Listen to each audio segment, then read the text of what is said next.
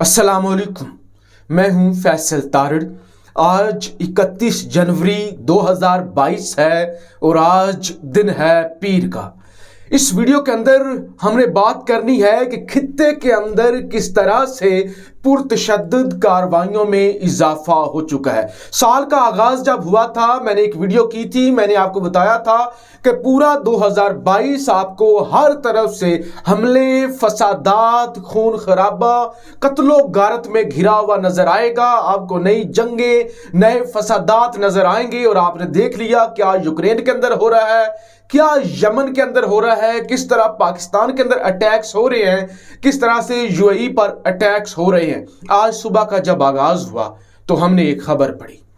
खबर यह थी कि जब इस्राएली सदर यूएई के दौरे पर हैं, वो मोहम्मद बिन ज़ैद से मिल रहे हैं, वो वजीर खारजा से मिल रहे हैं, वो दुबई के अंदर एक्सपो सेंटर का दौरा कर रहे हैं और यूएई के अंदर इस्राएली डे मनाया जा रहा है। ऐसे में खबर आ गई कि यूएई ने एक मिसाइल, एक बैलिस्टिक मिसाइल को नाकारा बनाया है जो कि हौसियों की जानिब से अबू ज़बी पर दागा गया था। अब इस हमले के फौरी बाद जब यूएई की बेइज्जती हो गई, ज़ाहिर है इतना बड़ा विजिट अमेरिका कह चुका था कि इस विजिट पर हौसियों के हमलों का खतरा है।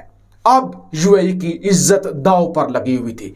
यूएई ने फौरी तौर पर रिटेलिएट किया है और इस वक्त जो मेरे पास खबर है, हौसियों का अमारात पर मिसाइल हमला नाकाम, अरब इत्तेहाद की कार्रवाइयों में 80 बागी हलाक।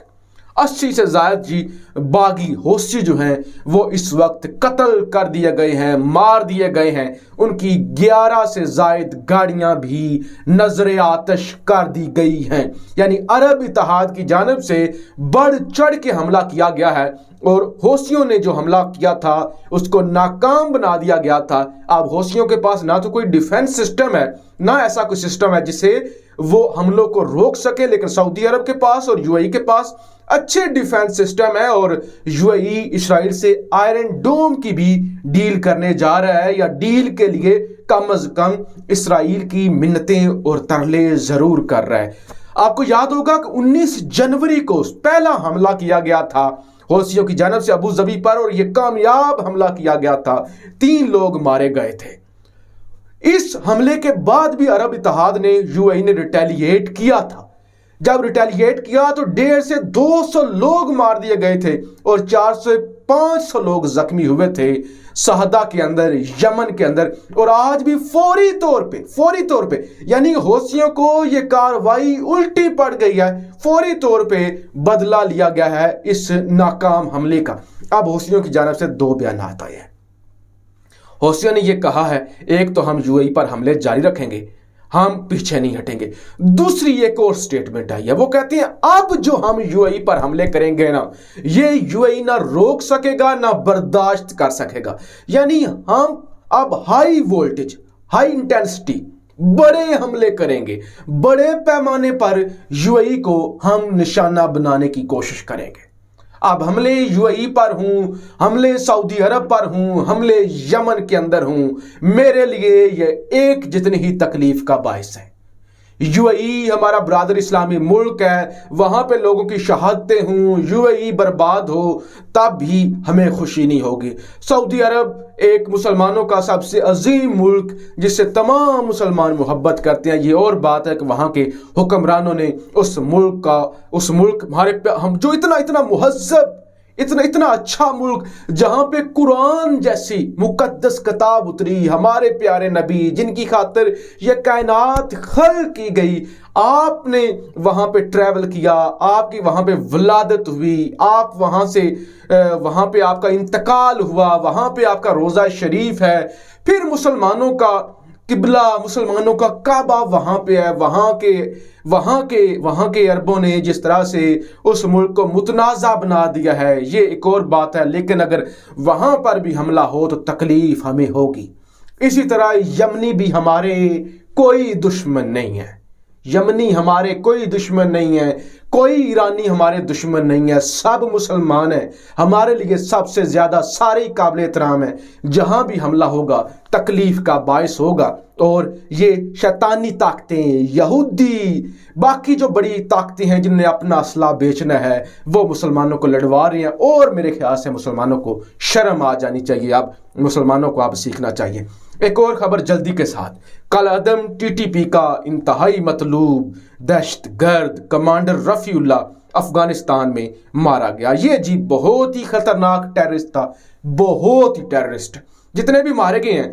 اس سے پہلے پچھلے مہینے ہم نے دیکھا تھا وہ خراسانی مارا گیا تھا، محمد خراسانی بلتی مارا گیا تھا، اس سے بھی خطرناک یہ ٹیررسٹ جو اب مارا گیا۔ اس کی ایک بڑی لسٹ ہے، مختلف اس کے نام تھے، وہاب، ڈاکٹر احمد، عبداللہ، اس کے بے شمار نام تھے، نک نیم سے۔ یہ این ڈی ایس، داعش، بلوچ دہشت گرد اور باقی جو تنظیمیں ہیں، یہ سب کے لیے کام کرتا تھا، یہ سب کو سپورٹ کرتا تھا، یہ سب کو اسلحہ دیتا تھا۔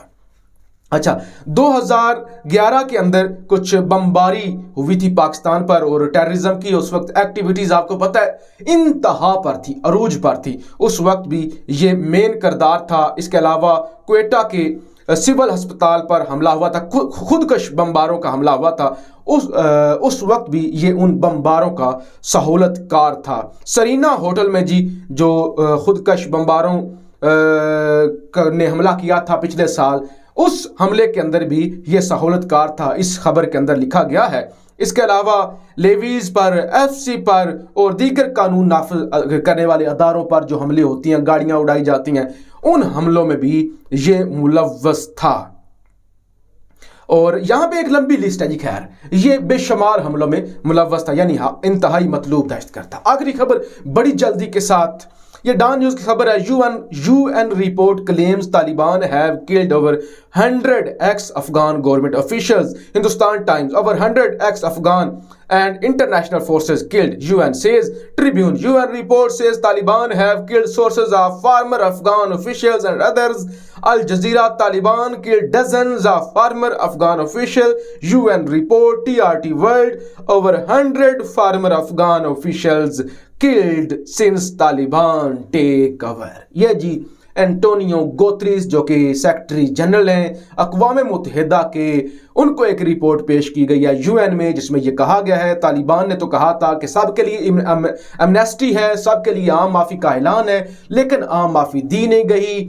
اشرف غنی کے جو ساتھی تھے، اشرف غنی سرکار میں جو اہم کمانڈر تھے، اہم عہدوں پر تھے یا اہم سیاسی لوگ تھے جو افغانستان سے نہیں نکلے تھے، ان کے سر کاٹے گئے ہیں، ان کو مارا گیا ہے۔